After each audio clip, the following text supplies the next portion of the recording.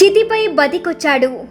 మృతి చెందాడని డాక్టర్లు నిర్ధారించిన ఓ వ్యక్తి శ్మశానంలో చితిపైకి చేరగానే శ్వాస పీల్చుకోవడం ప్రారంభించాడు. అతడు ప్రాణాలతోనే ఉన్నట్లు తేలింది. దీంతో అంత్యక్రియలకు వచ్చిన వారంతా షాక్ తిన్నారు. అయితే కొన్ని గంటల తర్వాత ఆ వ్యక్తి తుది శ్వాస విడిచాడు. ఆశ్చర్యకరమైన ఈ సంఘటన రాజస్థాన్లోని జుంజన్లో చోటు చేసుకునింది. ప్రాణంతో ఉన్న వ్యక్తి మరణించినట్లు ప్రకటించడంతో పాటు నిర్లక్ష్యంగా వ్యవహరించినందుకు 3 వైద్యులను జుంజాన్ జిల్లా కలెక్టర్ సస్పెండ్ చేశారు. 25 ఏళ్ల రోహిత్ షా కుమార్ దివ్యాంగుడు, వినలేడు, మాట్లాడలేడు. అతడి కుటుంబం ఏమైందో ఎక్కడుందో తెలియదు. అనాథగా మారాడు. అనాథాశ్రమంలో ఉంటూ ఉన్నాడు. గురువారం హఠాత్తుగా అనారోగ్యం పాలయ్యాడు.